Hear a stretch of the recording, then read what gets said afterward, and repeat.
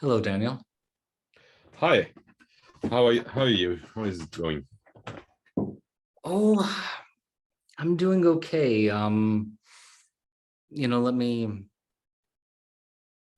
just finally reconciled myself to the idea that I'm really just a prompt engineer and constantly just prompting a system. I have a very dim black boxy system, I have very dim understanding of, hoping it'll do something remotely sensible. And then taking credit for it where I can.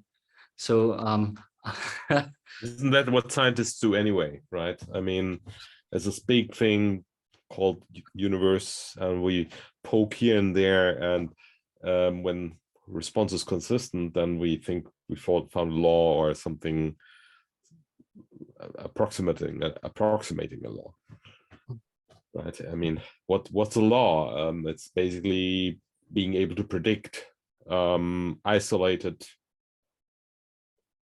inputs and output relations when you can isolate them. If you can't isolate them, then it's just a big bunch of stuff, and we can live with that. So often it's surprisingly, we have to be surprisingly flexible, what we are able to accept as understanding.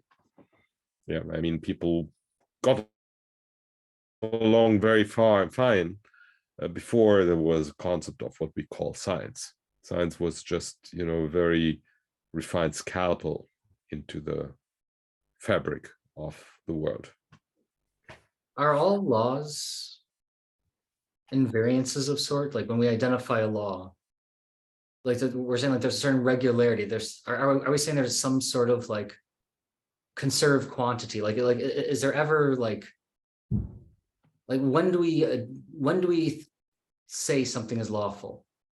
It's a good question. I don't think it's just invariance, because invariance means something is constant, but the law doesn't mean something is constant. And the law just means that I understand what happens, more or less. Understand in the sense that I can predict, and possibly I can not just predict what will happen in unperturbed system, but also I can predict what will happen if I intervene, if I'm playing around with the system. I don't think that laws are generally guaranteeing invariance. Invariance is just a stronger statement. Invariances limit what you can do. So my favorite example is actually the discovery of the conservation of energy. Perpetuum mobile basically is not possible. At least not of the first kind. So you can't generate energy out of nothing. I really like that one because it's something that people try to do, and then the system basically fooled them every time. You found a way to, let's extract some work here. The system found some nasty way of counteracting that, and people thought it's actually somehow, well, you need to be able to fool that. In fact, one person that was not fooled by that is Leonardo da Vinci. And he tried to build a perpetuum mobile and failed. And true to Leonardo, this genius, he at some point realized, no, that doesn't work. He didn't say that this way. He said, you seekers of the eternal motion, just join the gold makers and the star readers, or something like that. This is from memory. It may have been slightly different, but essentially it was clear that he did not think that this type of activity is very valuable. He actually bunched them together with the people who did non-serious work. And once it was clear that energy is conserved, stuff becomes interesting, because suddenly, okay, it sounds bad because you can't build a perpetuum mobile. On the other hand, you get a whole bunch of additional structure that's guaranteed and limits what can happen in your world. There are other examples for that. In quantum mechanics, I find that really interesting. Quantum mechanics is famously obscure or unintuitive. So there are all these example, and we may have talked about that in earlier times, but I won't edit that here because we're already on the track. So for example, double slit experiment. So when is it decided what you will see? Will you see interference or not? The double slit experiment is, are you familiar with that? Or shall I explain? Maybe it's good to explain for any listeners who don't know. So the problem with quantum mechanics is that people always say, oh, is it a wave? Is it a particle? Is some this or that? And now the point is that in a way it's neither, right? So it depends what you look at, and that is how the outcomes will appear. But now let's forget at all about this wave particle thing. The most important thing about the double slit experiment is the following. If you have two slits and you have waves of water, and you will see that through two slits, when they have waves of water, you get a pattern of overlaps and interference. So you get basically points where there are rays of quiescence, and there are rays of where the water is actually oscillating. And you can try this in your bathtub yourself if you like. So it's a very simple experiment to do. And the interesting part is when you do that with electrons, it happens the same way. Much shorter wavelength, but it still happens. You have these interferences. The interesting part in quantum mechanics is now the following, that if for some reason, so basically to getting an interference, you need to have both slits open. So you let an electron through the two slits, and as it passes, it creates a pattern of reactions with a photographic plate, say, that basically make the electron look as if it behaves like a wave. If you do a single electron, you don't see much, but if you try many electrons, you let them all pass, and on the statistical average, you see these patterns. So far, this is classic quantum mechanics. Nobody is worried about that. But now it gets interesting. Now the question is, oh, well, we know that, couldn't we just observe? Basically, the pattern relies on the fact that you can't observe, both slits are open. You can't actually say the electron has passed here or here. Well, what happens if we observe it? Let's find out. Let's build a device that checks where is the electron actually going through. Turns out when you do so, the pattern disappears. It's basically like sending a wave through a single slit, and basically you just get a homogeneous activation of your photographic plate. Very boring. So when you observe where you can say which of the slits it used, no pattern. When you can't say it, you get a pattern. Okay, so far this is well known. Now, John Wheeler, whom I'm a big fan of, because he always asks the right questions. He was, by the way, the supervisor of Richard Feynman, and he died just some years ago. And he always asked really good questions. And he suggested the following experiment. So imagine you have this electron, you send it through the double slit. So far, so good. Nothing special yet. But the point is, he suggests now a shutter, basically, that is directed in such a way that you can identify where the electron comes from. And you can turn off the shutter and look at the photographic plate, or you can turn on the shutter and it will be able to identify where the electron comes from.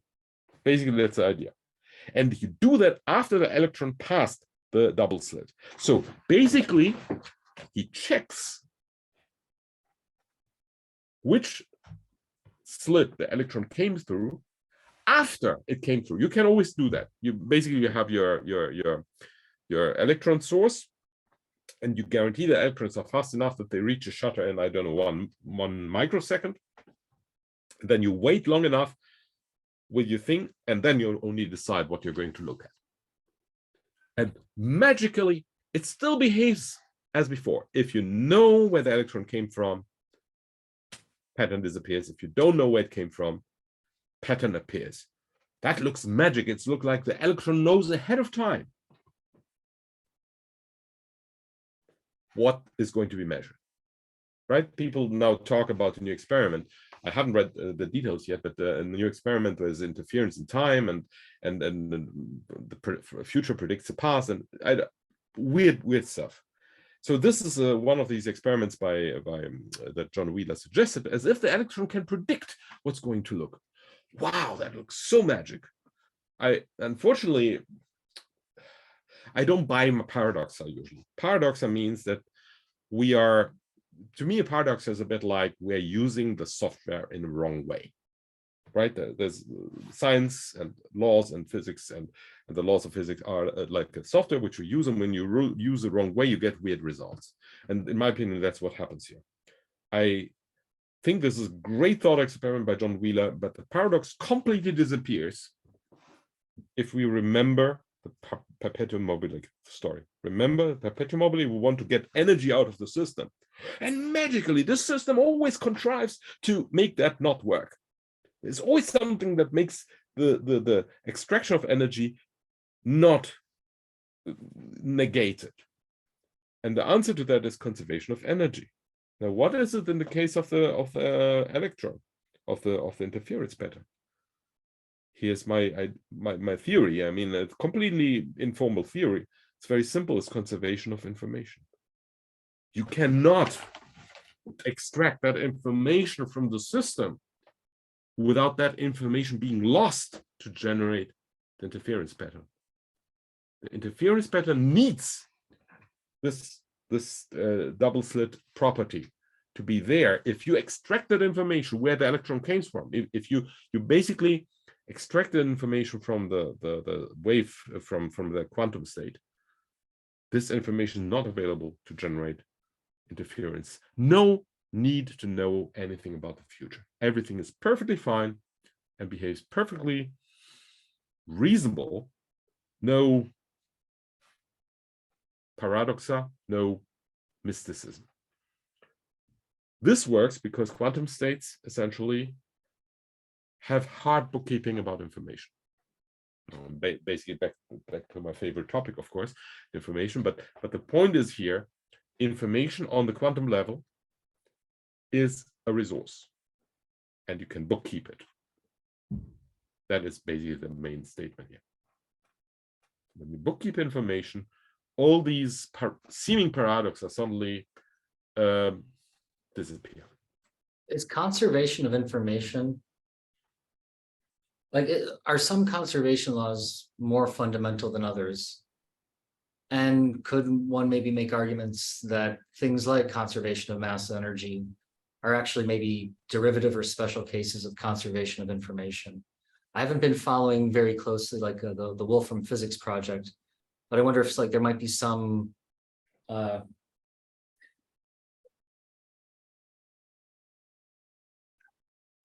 places where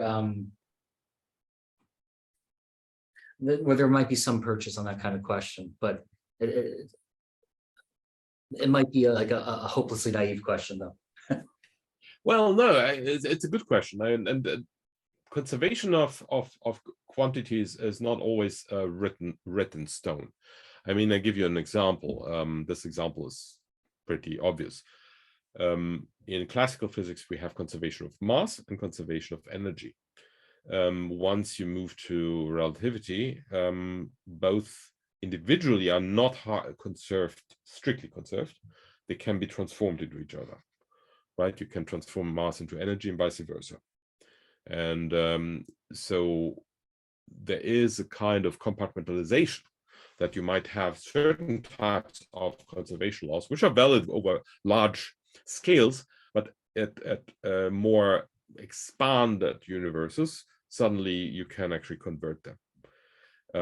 Other examples are, of course, conservation of elements. So if you do chemistry, that's an assumption. You have many conservation laws. Yeah, you have a certain number of moles of iron, of carbon, of nitrogen, of phosphorus atoms.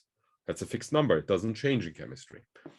And these stoichiometric rules basically tell you what substances you can create with this type of combinations. And that is conserved per category. Of course, we know that if we start moving into nuclear power energies, you can actually create elements out of others. We know that this is possible. And then this conservation law disappears, right? It becomes weak. It becomes soft. And so the old alchemists were right. Yes, you can actually convert lead into gold, probably. It's just not a good idea to do. And because this gold will be radioactive, and it's probably more expensive to make it this way than just dig it out from Earth. Right. So gold, for example, was this absolutely amazing source of value conservation because it was an element, it was convertible, it was easily recognizable. It's relatively easy to identify that it's gold and nothing else. And you can't just randomly create it as you say, proof of work, right? Supernovas as the ultimate proof of work. It's the ultimate proof of work. You could use other things too, but gold has many nice properties. It's elementary. It is chemically quite inert. It's easy to recognize. Everybody recognizes color. It's very characteristic. It can be faked, of course, but it has many properties that make it an excellent quantity to store value, better than others. You could use platinum, you could use osmium, osmium is probably too rare, but platinum could work. Silver works, and people have used silver, so it is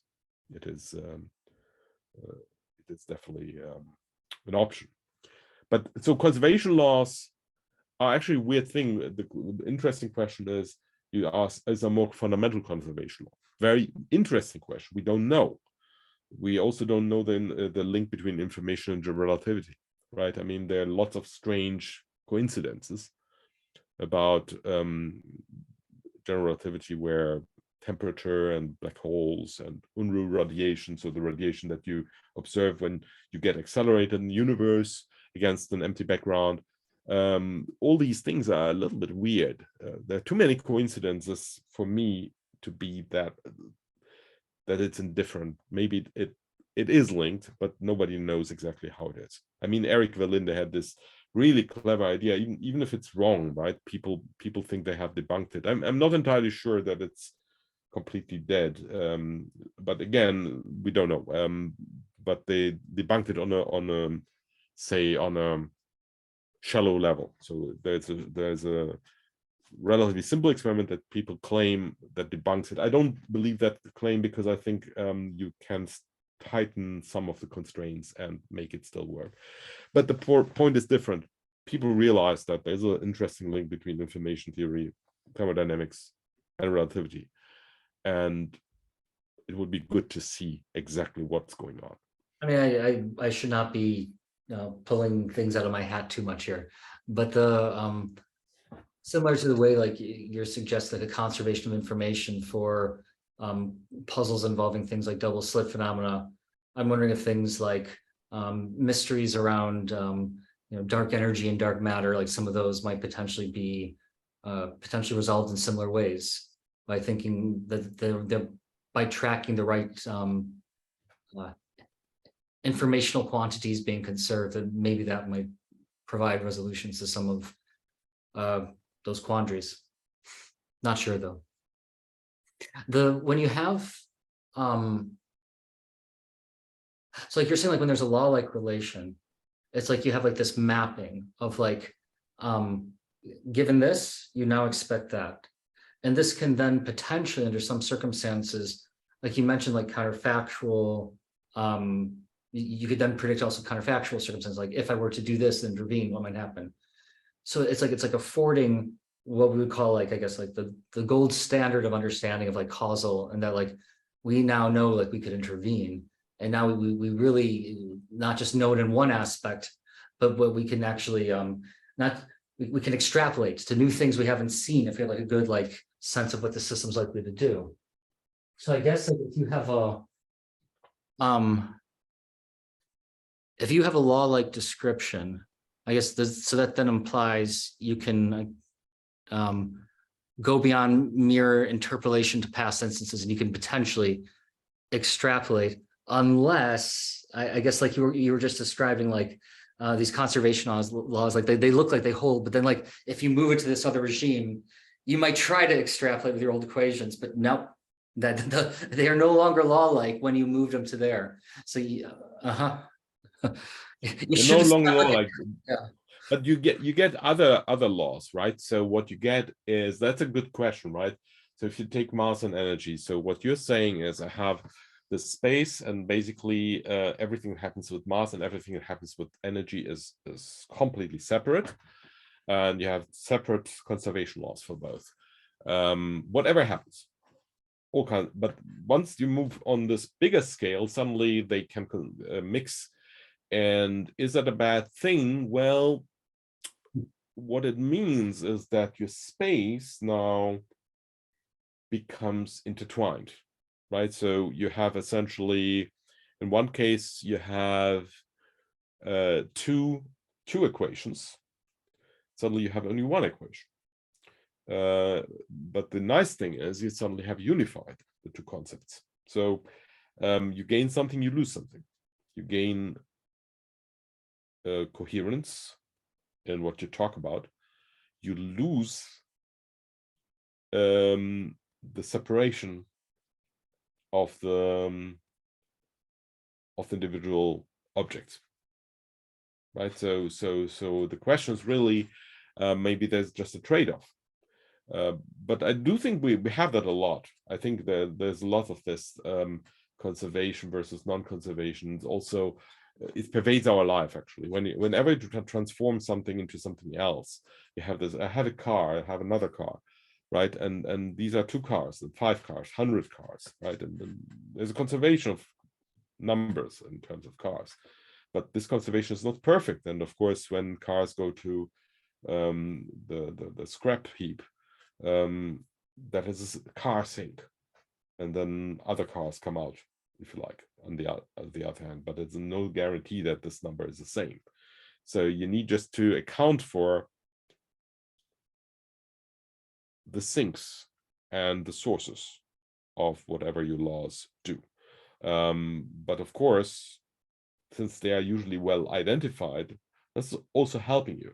In physics, the situation is a little bit more subtle, because if you have these laws, and you think the laws hold, but they actually don't hold exactly, in the sense that they hold as long as you do certain things. You do other things, suddenly they don't hold anymore. What it means is also that you have, in the language of predictive coding, right? It means you now have to add code to describe the system. Yeah, so you think of a law as a prior. That's a prior, and it makes your life easy, because everything that follows a law needs only very short codes to be described. And suddenly the codes become longer, because it doesn't fit the description anymore. And that's a sign that you either need a new law, or that's the way it is. You actually have to describe this. You actually have to say what the deviation from the law is. And when physicists say, oh, all these parameters, we have to, I don't know, standard model has something like, I don't know, 26 free parameters. What's the problem with the parameters? It's information you have to somehow get. It doesn't pop out automatically from the system. Where do these numbers come from? This is magic information. These are just numbers that pop out from the experiment. So you have this move where you're trying to predict some data, and you can either keep, and there seems to be also like I wonder if it's like the variance trade-off. So there's this like the more abstract and covering you are in the law in general, the more like you lose specificity as you go, but you need fewer to keep track of fewer models. So you're in some ways you're coming out ahead in terms of like algorithmic information theory, like in a Solomon-off induction sense, like what your compression, you have shorter strings for your prediction, but what you're going to be able to predict is probably less. And so now you have some like prediction, some prior that's some governing law you think that you have, but there's going to be a difference between what you're expecting in any given instance. And so you can either keep the same law and keep track of all the particular instances and the deltas, or at some point you could say, we need a new law. We need like, and that you're fitting a different line. You're still going to be having to keep there's always going to be this gap in these deltas. Yes. But, and so I guess there the question is, how do you know when to either, like, how do you know when to abandon that prior or update that prior, like as a like There is a very nice paper. It's not that, I don't think it's very well known, unfortunately, by Artemi Kolchinsky. I think it's 2011, and I think it was in one of the Artificial Life conferences, which I really liked. I don't know whether he ever published it in a journal or something, because I think the idea is actually quite deep. To be honest, I mean, before I explain the paper, we should say that these are old considerations, like Rissanen talked about things like that, and we have many expressions of that. But I think Artemi's paper was really nice in that he used actually sampling as a natural scale to determine when to switch laws. So the model, if I reconstruct it from memory, was like that. So you had these 4 neurons, and these neurons were basically linked with each other, and pairwise there were stronger links, and across the pairs the links were weaker. That was, I think, the structure of this network. And this was some kind of stochastic system. And then he would sample it, and he would use the samples and trying to guess what these links are. And the links were basically not known to the sampler, to the Bayesian model. And the Bayesian model had to make actually call what links to assume and what links to not assume. So when to say, oh, they're all independent, and when to assume that they are all linked. And essentially he wrote a functional, I forgot exactly the form of the functional, but it can be looked up, which consists of 2 parts: accuracy, essentially. So you want to describe the data as they are sampled, and you want to describe, and you want to keep the model complexity low. So you don't want to assume links if you can get away with not assuming. So with the first couple of samples, it assumed essentially it's independent. function. Sorry? With a free energy objective function. Something like that, yes. Something like So model accuracy, but penalized for model complexity. Exactly. And essentially, as they sampled, at the beginning, they were assumed independent, and then there was a transition at which point the functional became optimized when you assumed that they were pairwise linked, but the 2 pairs were not linked. And as you continued sampling, all the 4 were basically suddenly the links between the full system emerged. And this was purely scaled by the sampling. I really like that because sampling is very natural, right? You don't need arbitrary parameters or this or that.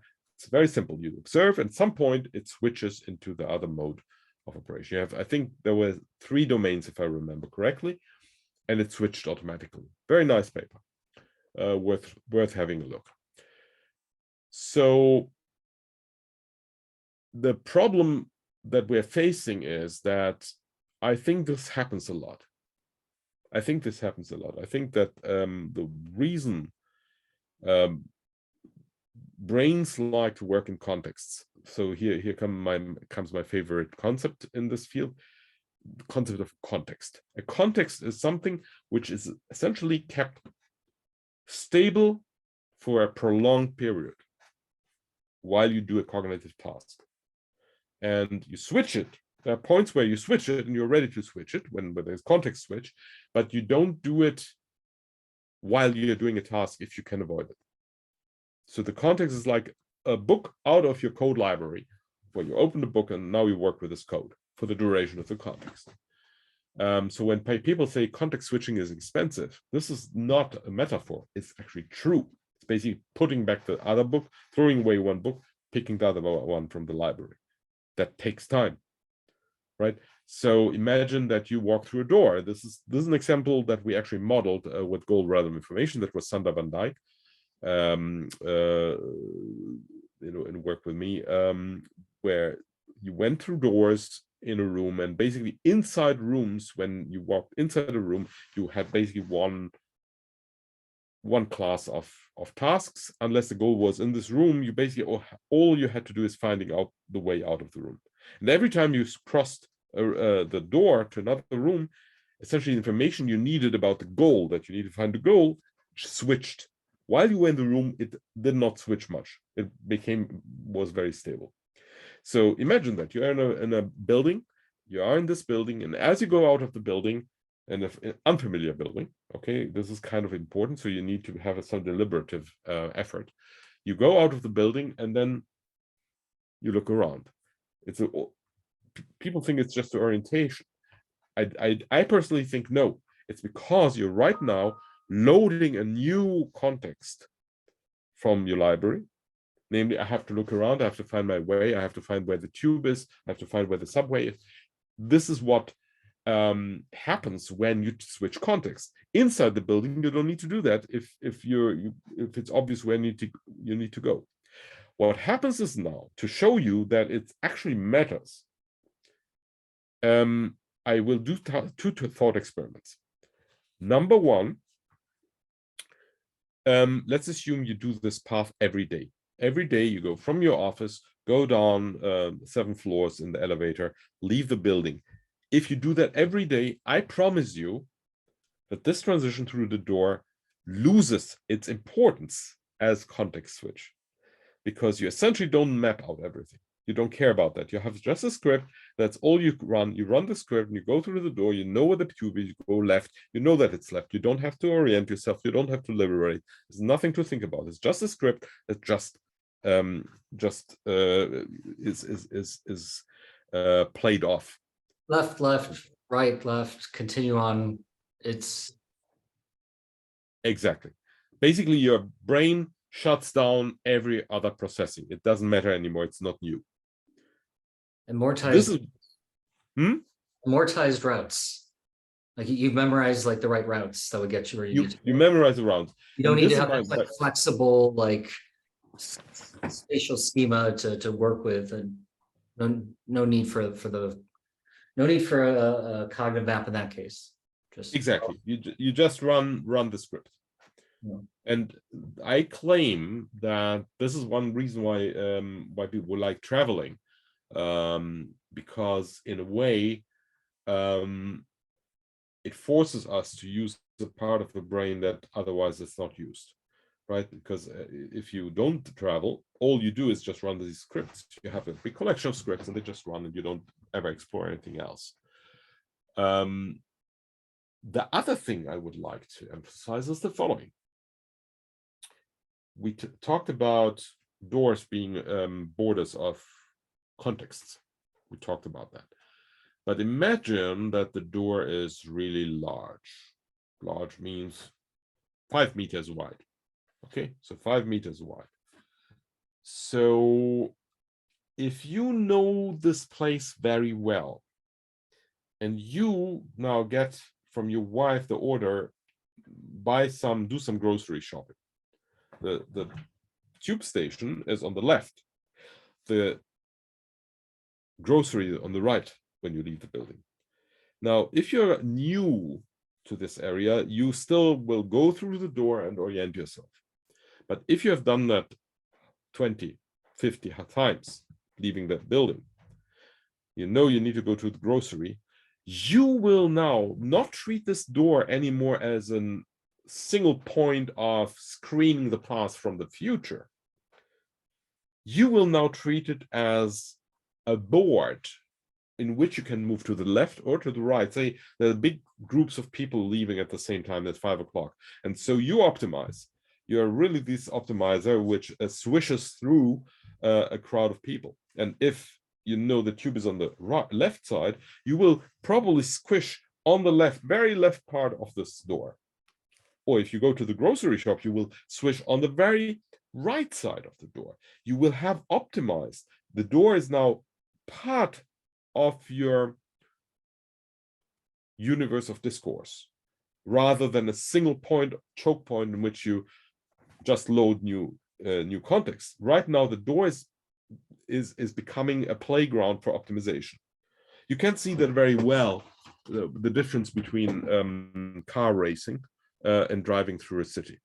In car racing, these drivers don't consider, oh, this is a curve, and after the curve I do this. The curve is part, and we just lost you. part is a coherent, is a holistic part. Okay, can you hear me? Am I back? The curve is a holistic part. The curve is the holistic part of your route. It's not a cutoff of past and future. It's you optimize. You to make this round exactly in the right way, exactly fitting what happened before, exactly fitting what happens after. This is highly optimized. When you drive in a street with no time pressure, you don't do that. You drive and then, oh, you have to go left. Okay, and then you go left and you forget about the past. You don't think about trying to match up whatever you did and what comes after. That the curve is basically separating contexts again. So what I would claim is that if you have no particular pressure,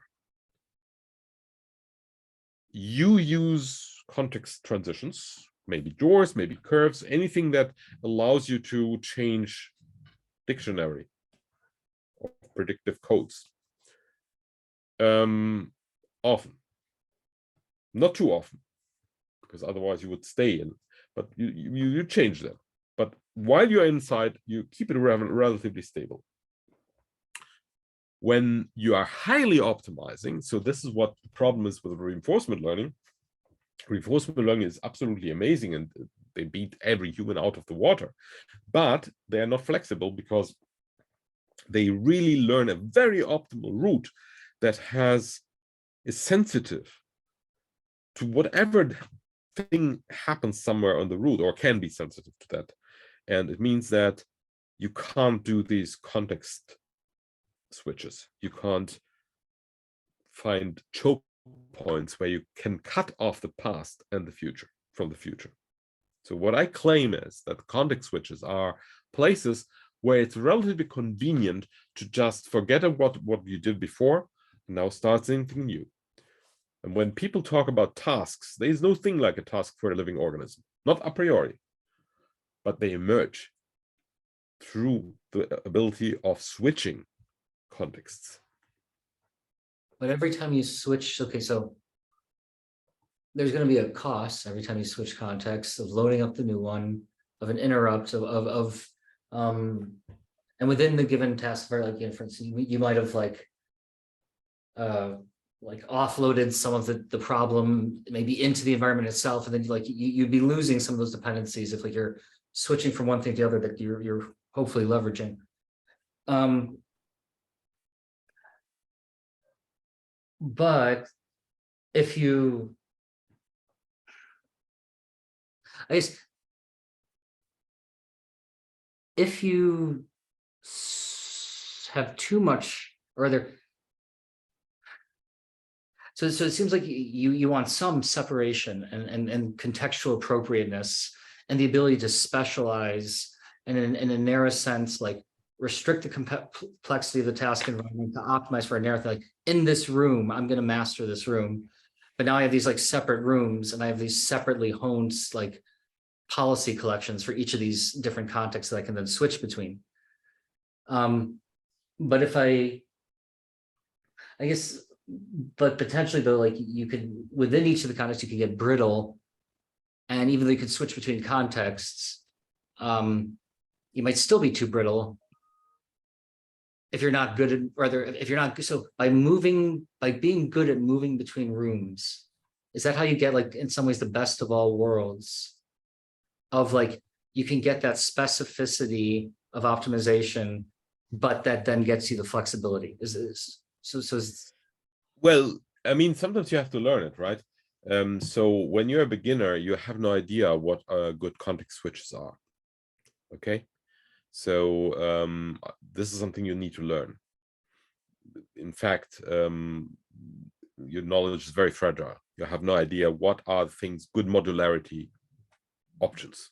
If you're completely new in doing something, then you may be slavishly following whatever line keeps you safe, and then with time you start being a little bit more okay, we can separate that, or I see the principle of this. It's like learning a new language. When you learn a new language, it's something very weird effect, because I speak a couple of languages. At the beginning you learn a new language, and my method is I try to learn as much vocabulary as I can early on. So I basically don't worry too much about the grammar. Grammar is important, but I try to get the words so I can actually have landmarks. After a while, when you read and speak, and these landmarks start making sense, at some point they coalesce.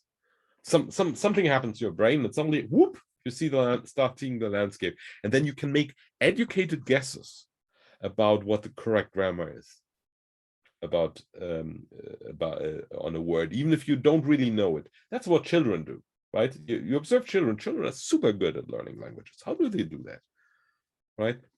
They pick up regularities. They pick up regularities first. In fact, the mistakes they usually do, I'm told, are actually to be too regular. So they start actually with the regular statements and then have to learn, no, this is incorrect, that you have to change it. So you have add code. That's very interesting. It means that they have this regularity bias built in. And I think this is not like Chomsky would say is a universal grammar. I think it's an, of course, I would say that an informational reason why we have that, because it has something to do with how we split space and how we react to situations. And you will see that children do react differently in different contexts. If they are in the social context of the mama and the father, sometimes they behave differently than if they are with friends, and they behave differently if they're there with nan, and they behave differently when they are in an outing, right? And this is, they can pick that up. And these are children, right? You don't have to, hard code that. They understand that there's a switch in the context. And it's really like to load a different library into the memory. So it's much more general than just space or language, or it's very universal. Animals have that too. I mean, a well-trained dog will not make his mess in the house. Will not do that. Will really try to keep it in. When you go out, it's fine. And they know what out means. How do they know this? Some trigger says, no, this is a different context. This is an operation that is acceptable.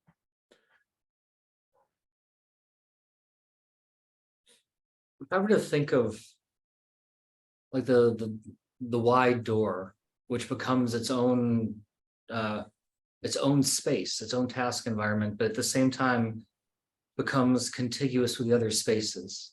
Yes. So that seems like a way of making potentially the spaces more continuous with each other. Maybe for, I don't know the trade-offs involved there, like maybe with some potential like the dog might sometimes get more confused about where it is. It might go in the wrong spot. Right.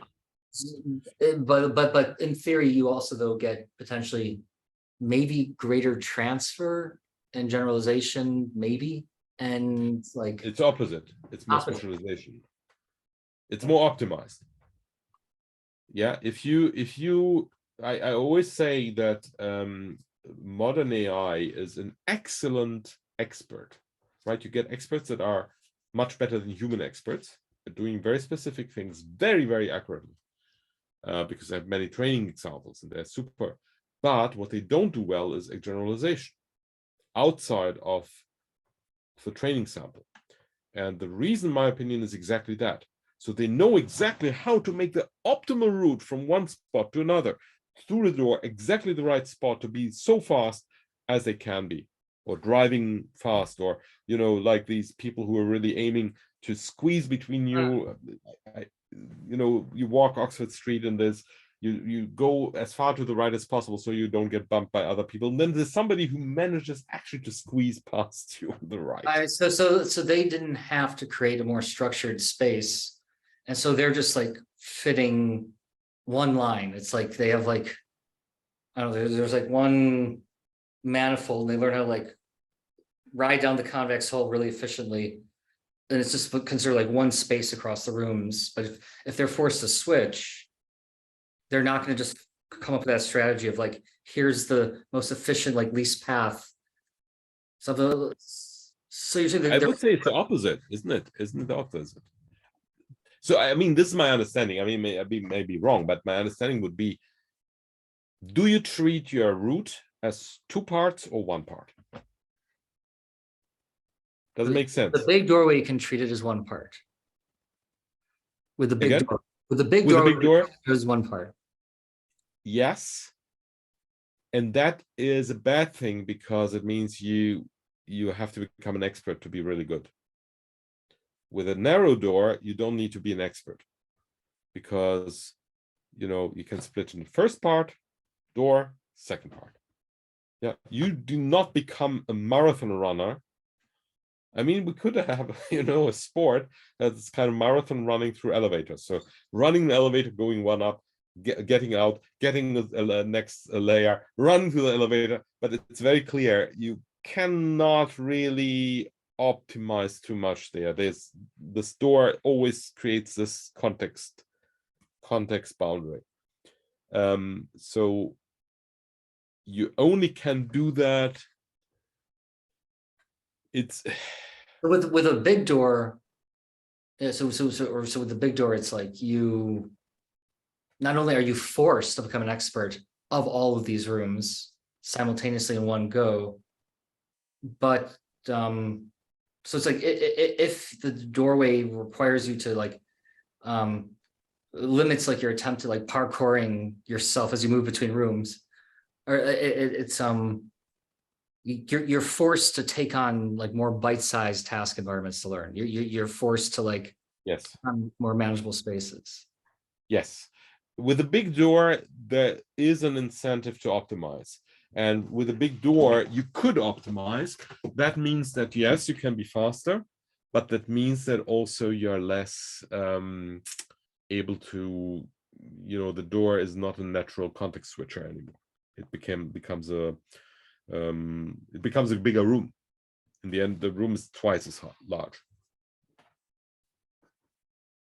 Right, so you have one room and I have another room. So it's okay to have a big door, but it is, for example, when you solve puzzles, one of this is actually a good example. So a friend of mine, he was into puzzles, into chess puzzles. And well, I never had a particular knack for that, but I like to hear how he explained it. And there was this chess puzzle where you had to checkmate in something like 10 or 11 moves. So here's the board, and you had to checkmate in 10 moves or 10 to 11 moves. Now this is weird, because that's very far. If you assume that you can play chess a full game, this is an unmanageable tree. The tree is far too big for a human to solve. So the first thing to understand here is you have to pass through the door, or through narrow gaps, or in the language of Gandalf, you will not pass, right? Or you shall not pass, which is of course Monty Python. So the point is that a friend of mine, he says, oh, there must be an idea here, and the idea is that there are these gaps you have to go through. They have to be very confined. You can't just escape to the sides, because otherwise you will not be able to do anything. And so he identified that there was some kind of pendulum movement between the pieces, which would be anti-cyclical, which would make create a position that looks almost like the initial position, except that a move that was of an odd degree, and therefore effectively moved a piece from one location to another location, allowed this thing to move towards a checkmate. The interesting statement is here, the narrowness of the passage helped solving it. The fact that you are actually looking for things that where you can cut off the past, where you can confine your degrees of freedom naturally. You're looking for that to be effective in the search, because otherwise the space is unmanageable. This is something that perhaps modern computers can do, but our brain can't do it. And our brain is that effective because the world seems to have a lot of these implicit passageways. When we engage in a when we are the effective cause of an action, it's like I'll sometimes hear like people say like causation creates this separation between past and future, contingent on the conditioned on the present cause.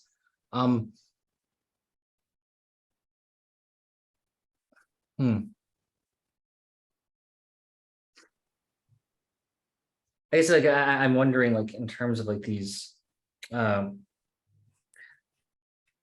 moving between books in the library, wonder like how much this is actually like reflected in the logic of our control architecture. So like so I'm obsessed with the hippocampus, but it seems to have it has exactly what I'm thinking about.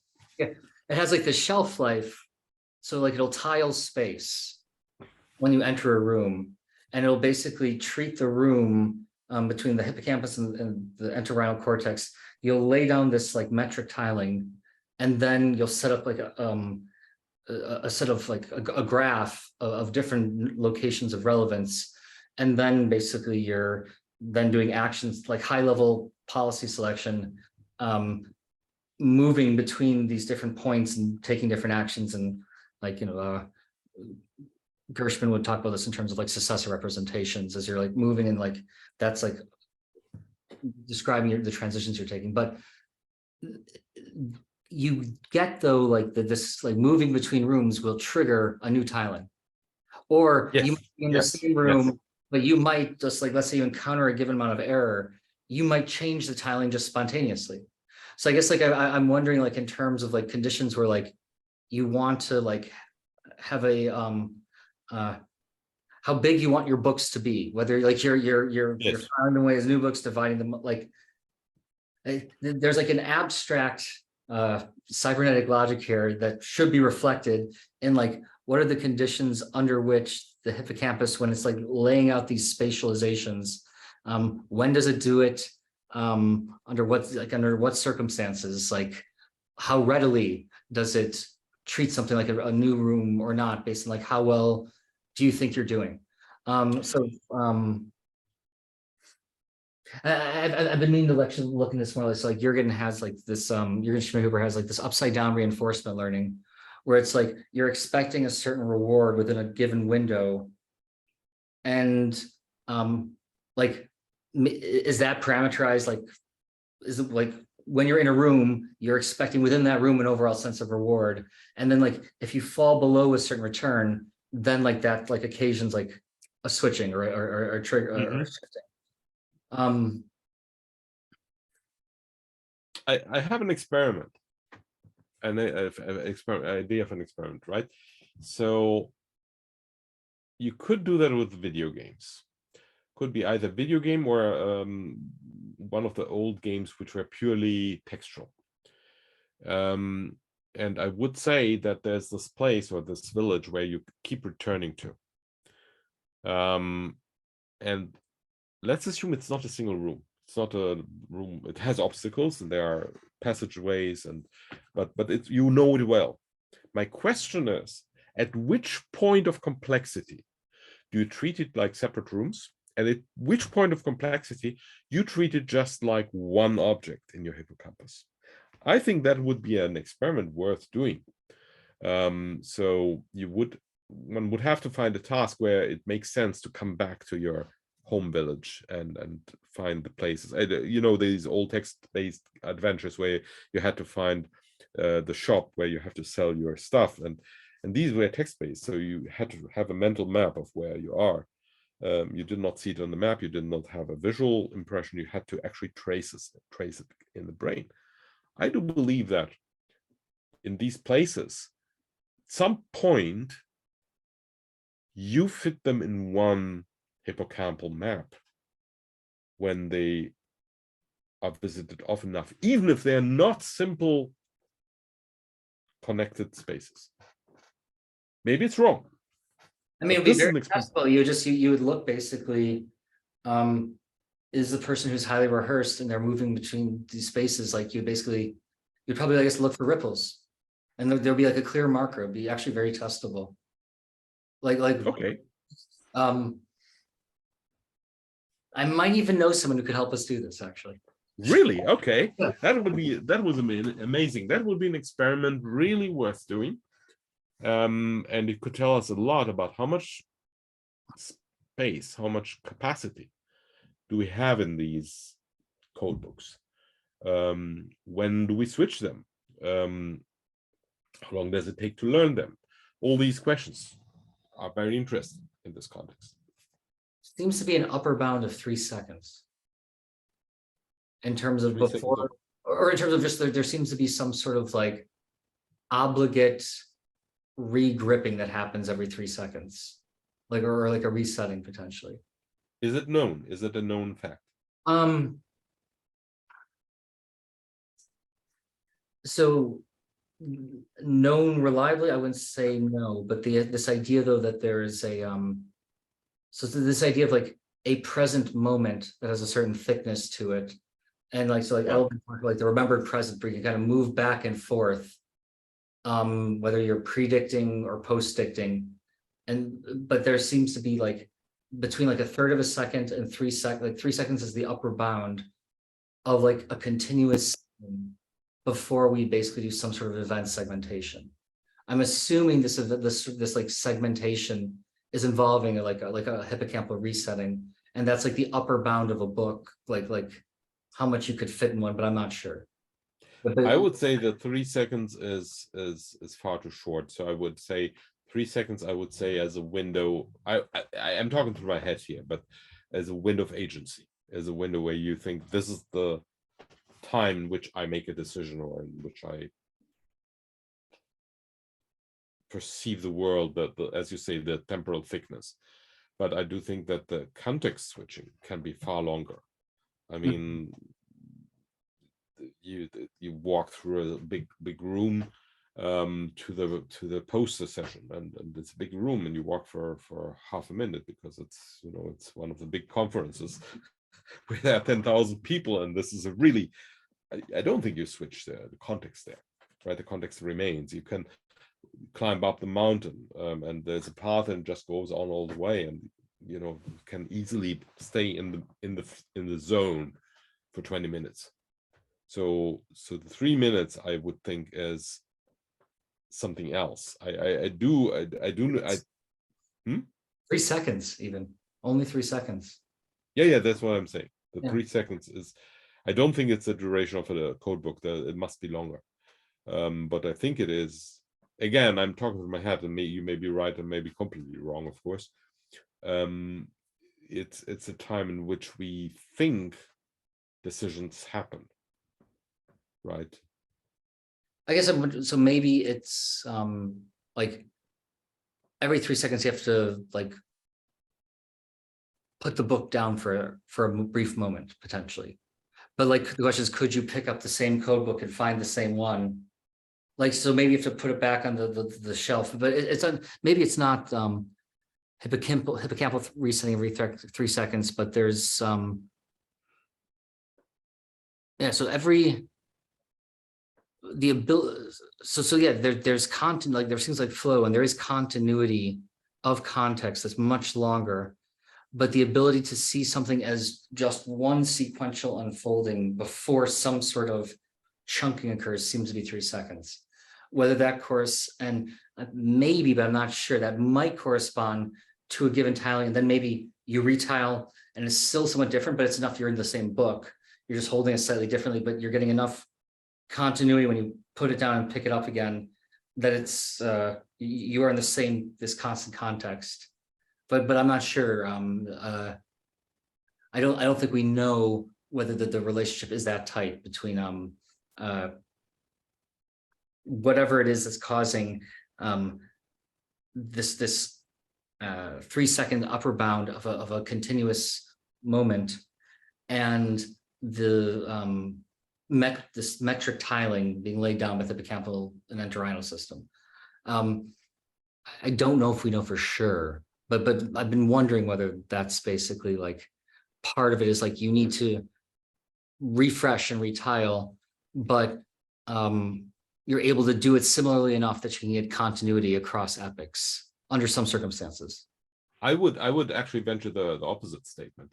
I would venture that this, again, you may be far better in guessing what's going on there, but here's how I would predict what it's doing. The 3 seconds limit, or let's call it temporal thickness, or however one call it, is that time in which you can go, as you very nicely put it, forward and backward in time, and basically treat it as one coherent blob in the time-space continuum, which you can move around in your brain and handle, but only when it doesn't fit what's going on, you actually think of switching context. So I would say you don't touch the context if you don't have to. I mean, all my credo is, and of course I can be wrong, but my credo is always, you don't think if you can avoid it. Brain is lazy. You don't process information if you can avoid it. You don't pick up a book and put it down if you can avoid it. So the opposite. You try to do, you manipulate this thing, and you try to make it fit with what happens. If it fits, you don't really, you wear your shoes, you put them on, and that's it. Keep the shoes going until they don't fit anymore, and then you have to change the shoes. So of course, shoes are not changed that much, but the principle is, unless something is wrong, you don't switch context. And this moving around, this playing around with this temporal thickness, I completely agree with that. This old joke, there's so old joke, but it's kind of a funny story, fits here very well. So there's a family, and they have a kid, and the kid is born, it's healthy and everything, and grows, but it does not speak. Yeah, the boy does not speak, and it grows and grows, and age of 6 years has not spoken. The parents are really worried because it doesn't say a word. The kid doesn't say a word. And one morning, the kid suddenly says, "Where's the strawberry jam?" The parents say, "What? You can speak? Why didn't you say anything all these years?" "Well, up to now, everything was fine." Right? So this is a little bit the philosophy here, right? As long as everything's fine, why switch? And my claim is that, okay, I don't think it's quite as extreme, because you're actually looking for instabilities. Actually, our brain looks for, where is the space not well defined, or where is it fragile or should be refreshed. But my postulate would be, and again, with the care, I take care of saying this is a postulate and it can be wrong. You don't switch unless you have to. If your temporal thickness manipulation doesn't fit into the current context, okay, time to switch. So I'm wondering whether either there are types, like different classes or like a spectrum, we could put like resetting or regripping, retiling, where it's like more likely to result in a context switch or not. And maybe these are like different like modes. And so it's like, so one, like without like an additional parameter, I was wondering, could just be like, if I have like a longer rollout to work with, and within that longer rollout, I have like more of a chance of across it achieving like a nice coherent on like causal unfolding that has like a kind of sensible mutual contextualization of what's in it, that when I regrip, it'll be easy to pick the book up again, like same page of the same book. But if it's like really like I'm resetting a lot, then I might like lose where I am in the book, and then all of a sudden it's a new context. But so I'm wondering, like, is there like maybe different like as like an inductive bias or like an evolutionary prior, like is there actually like a low level mechanism for more or less like resetting events? It's more like less likely to like, I don't know, like a policy entropy, more or less likely to cause you to pick up a different book? Or is it just, could you do it just like the if you make it longer before you have to regrip, you're more likely to have that mutually contextualizing information that allows you to pick up from the same page? And so, or neither. There's the third option, which is none of those two. That's the third option. I mean, there are people who are a little bit overactive, right? So, and they like to switch contexts, and they're good at that. These people maybe are better at encoding what others would put into separate contexts, into joint context. Of course, you pay a price for this, right? So I do think that you pay a price for not being able to stay in context, because the context switching is, in my opinion, some kind of optimization of optimization, not perfect optimization, but some kind of economical treatment of how you do things. But there are people who can actually handle 3, 5, 4, 5, 6, 7 things at once. Of course, they don't multitask, but what they do, in my opinion, is they have efficient codes for this very diverse set of tasks. And they are happy to organize these codes in this particular way. I think to some degree this can be learned. There was a phase in my life where I had to really manage a lot of things at once, all the time, and so on. You start learning that, but of course you become a little bit more less deep in each of them. So you essentially trade off by saying, I do all these things, but I don't spend so much time, and especially I don't spend so much thought about these things. This is the trade-off, because your codes become on the whole longer, but you can store fewer codes in the end of the day. So you essentially, capacity is always the same, but if you keep your code book the same, of course you can code finer structures in the world than if your code book has to encode all kinds of things from all kinds of environments. And again, different people may have different capacity to do this and to trade off. And if they can trade off at all, some people cannot trade off. They have to have very stable environment. Others like it a bit more roughed up.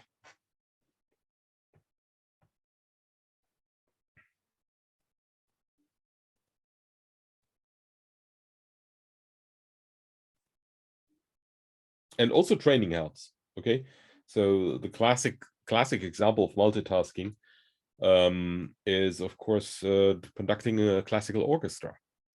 You have all these voices, and everybody does something else, and a good conductor can hear, well, you're playing this wrong, but what does it mean being a good conductor? That person has just a good picture of what will sound, and when there's a deviation from this picture, they pick up the deviation. They don't worry about the default. They worry about the deviation from what they want to hear. Okay, so I don't think they may have slightly better capacity, and probably they have allocated more capacity to identify these things. The part of the brain is actually tuned literally to hear things, but I do think in all, if you force them, for example, to do, you know, guiding airplanes, essentially being air traffic controller, that is a different type of task. Again, we do know actually air traffic controls are an excellent example for that, because the cost function is very high, very expensive if they get it wrong, and the limits of what they can do are very well understood. So air traffic control is an excellent way of actually evaluating how much can you do at the same time, how much can you switch context, and how much is too much. They're trained to do that, so they have to be really good at what they do, and it's understood where the limits are. When you exceed the limits, bad things happen. And this is not theoretical, this is known. The two spectrums that are coming to mind, and I'm wary about each of them. One is the ideas like R versus K selection and life histories. So I'm wondering about like different policy spaces where it's like I'm wondering if there's like a mapping there, like if you're expecting a riskier environment or not. And then the other one that's coming to mind is again, I'm wary of making too much of it, but like autism and schizophrenia spectrums, where sometimes people will think of like basically there's one book that you keep like that's supposed to hold all the other books, as opposed to like a lot of smaller particular books, and you're really good at all the details, but those are two things that came to mind, where I'm wondering whether this I'm wondering whether we might have some purchase like with this analogy. Anyways, I mean, if you need a stable environment to work efficiently, right? I don't know enough about autism to make an informed statement here, but I could imagine that autistic people work best in a relatively stable environment where the codes don't change too much, because they have detailed code books. That would be my understanding, but of course it's very expensive to switch them. They don't like that. On the other hand, for example, if you are, you know, a combat soldier or special units soldier, it is an advantage to be able to take in information very fast from very different types of information at the same time, and doing all of that stuff and being very quick at that, and being able to switch context super fast, if not to integrate everything into one context. So speed is probably here more important than accuracy. Accuracy is important, but I do think that I would say that if you have somebody who needs a stable environment in combat, I would assume that is rather a sniper rather than a special unit soldier. So it's somebody who's stays put and basically has time to plan what they want to do. They have to be very, very careful and pay a lot of attention to detail. But it's a completely different case of a special unit soldier that has to move fast and do all kinds of or operations. a longbowman or a berserker is coming to mind. Yes. Well, longbowmen, well, they have to be fast too, I think. But basically, whenever you have a stable environment which doesn't change a lot, and you very, very accurate, that you're sitting in the stable codebook domain, and whenever you don't have a stable environment, your codebook must change, or you have to incorporate lots of very heterogeneous things in the codebook. You are in the combat soldier, in the fast moving domain. And I do think that these are two extreme cases, but I do think that the tendency must be there, right? I mean, there must be a reason why some people can concentrate enormously deeply if they're left alone. Look, Archimedes and Syracuse, telling the soldier, don't bother me. This is exactly the word. Noli turbare circulus meus. He probably said it not in Latin, but in Greek, but never mind. I mean, even the noise around it, he just wanted to be left alone. That's one direction. Or you have James Bond, who basically at the same time saves the damsel in distress and shoots the bad guy and jumps from an airplane and probably also runs a jetpack. I mean, okay, today probably doesn't save damsel in distress. It's being saved by the damsel in distress, but it doesn't really matter. Enjoying a martini and looking damn good while doing it, all at the same time. Yes, and straightening the tie, exactly, straightening the tie. So this are the two extremes, and I do think that both extremes have their spot. In fact, my theory about state formation and governance is now we close the cycle to something we talked about. Did you notice that almost all state forms have a concept of a chief and a shaman? So it's always split. There's a chief and there's a shaman. So the chief is executive. It's the person that actually makes the decisions, the day-to-day decisions. We go to war, we go on retreat, we move the camp, all these things. And the shaman, it's usually the reads entrails and so on. But if the shaman is good, they don't read entrails, right? The entrail reading is just a kind of cover story for a person that thinks deeply and thinks about what is the large-scale strategy to be done. Could be a priest. Think of the king and a priest, emperor and bishop, basically president and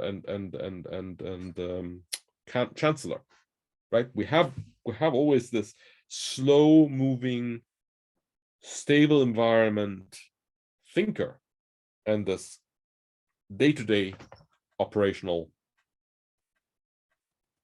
person. That many states have that.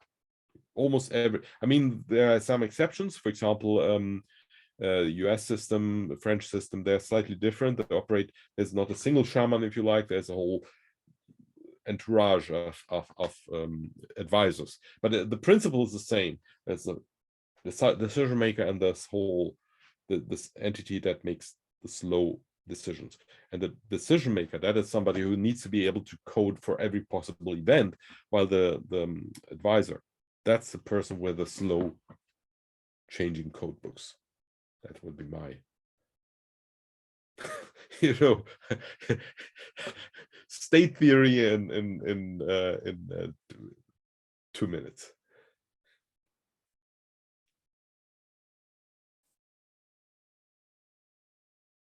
I mean, there is a connection there between, like, for instance, like Sapolsky, for instance, has like written about like shamanistic personalities and like predispositions for psychosis. Okay. And it would be, I guess, somewhat consistent, like if like you're thinking of like kind of like shoehorning everything into this single code book that has like a bunch of like highly confident, broad-reaching statements. It wouldn't be consistent with what you're saying, that if like the shamanistic way of sense making would be this increased reliance on more complex models that would span across a broader range of circumstances. Like in theory, like if those become like over dominant, you could see like some delusions like taking that form, like or a tendency towards like it's all this, and then like you point whatever room you're in, you're always like coming back to this like perseveratively to the same thread that you think stretches through the whole thing. I see what you're saying. That's something, because I was thinking that the chief, the executive officer, the person that makes a day-to-day decision, they have a big code book for every possible event, but the codes are shorter and therefore less accurate. While the shaman has multiple code books and has to switch, but it can't switch fast, so he needs to take his time. I mean, That's kind of the model here. it fits a little bit also like with some associations maybe between like what we might call psychopathy and some leadership styles. So it's like if you're just like without like tracking necessarily the overall big picture, just retrieving like well-suited policies and just like getting your being effective in a given circumstance repeatedly without I mean, this fits some other like, yeah, this does feel like what you might expect from decisive leaders and more introspective divergent types. Yeah, I do think, I mean, these strategies can be in one person too, right? I mean, you switch between strategies on this depending on the situation, but I do think that it would be nice if one could actually test concretely if there are these trade-offs and if they are roughly of the same capacity, which would be interesting, which would show that it's same type of marketplace that needs to be used to make these adopt these action styles. This would be one suggestion that I have. I mean, yes, in theory, like a common currency, something like dopamine, like parameterizing even like the ease of like, and there are like interesting relations between different neuromodulators, which are tracing value, how well you're doing, and things like frequency or ease, like generation of like hippocampal ripples, like how stable these like attractor networks are within that you've set up. Like, so, yeah, it's like even within a person, there should be, it seems like some shifting, both like moment to moments, like strategies, and also like longer term, like what do I want to learn? Like, Yes. and this seems like a fundamental dimension of variation for beings like us. And so like you might expect it to actually be pretty, it might have pretty far reaching implications for something like computational psychiatry as like a source of models, I would suggest, because like this is like, because we're at like, you know, fundamentals of agency. Like this is like part of like what lets you be like, and there's like a trade-off that you're facing. And that if you're miscalibrated in this, these or rather different calibrations for navigating this trade-off should result in very different kinds of agents. Like it should be like powerfully explanatory, I think. Sounds like a research program. We definitely should continue talking this direction. Or I just for today. we did actually extend what we planned for today, but why not? That it ran in a good direction. So for today, I would say let's call it a day, and we can proceed more next time. Thank you, Daniel.